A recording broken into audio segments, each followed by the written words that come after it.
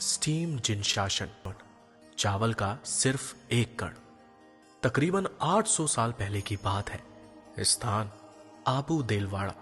सभी कारीगर दिल से कड़ी मेहनत कर रहे हैं।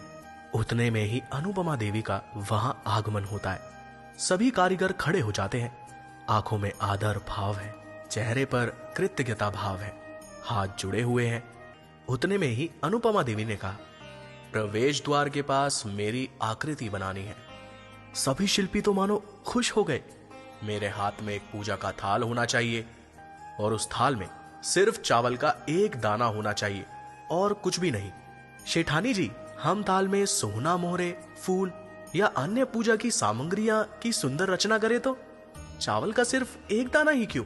और अनुपमा देवी ने अपनी भीगी आंखों व गद कंठ के साथ कहा, मुझे विश्व को यह संदेश देना है कि परमात्मा की कृपा से मुझे जो भी मिला है उसमें से चावल के एक दाने जितना का ही मैंने यहाँ उपयोग किया है। कारीगरी के दौरान पत्थर की छुरी जितना चांदी सोना देने की बात से कहीं लोग हमें बहुत बड़े दानेश्वरी ना समझ ले, इसीलिए ये बात है। अब बात हमारी है। कहां अनुपमा देवी का खजाना लुटाने के बाद भी सिर्फ चावल का एक कण जितना दिखाने की भावना, और कहां हम एक दाने जितना देकर जोरों शोरों से ढिंढोरा पीटने की हमारी वृत्ति। सोचिए, हमने अपने बेटे को कितना दिया है, उसकी घोषणा क्या हमने कभी की है? बेटी को कितना देकर विदाई दी, उसकी तख्ती हमने कहीं लगवाई है?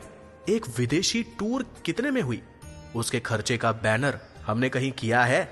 नए मकान की फाइनल कीमत कहां पहुंची, उसका हमें कहीं बोर्ड देखने को मिला? अगर नहीं तो जिन शासन के लिए दिए गए थोड़े से योगदान का इतना बड़ा ढिंडोरा क्यों? एक सवाल हम खुद से करें कि हमारे पास जितना है उसका कितना प्रतिशत हम दान में उपयोग करते हैं? जो भी कुछ है वह जिन शासन का है, उसका 5% भी हम शासन को नहीं देते हैं और ऊपर से विज्ञापन देने में कोई कसर नहीं छोड़ते हैं। तो वास्तव में हम कहां हैं? थोड़ा सोचे। जिन शासन के आज के कई महात्म प्रश्नों का समाधान है अनुपमा देवी। आओ हम सब अनुपमा देवी बने, सवाल अपने आप ही दूर हो जाएंगे।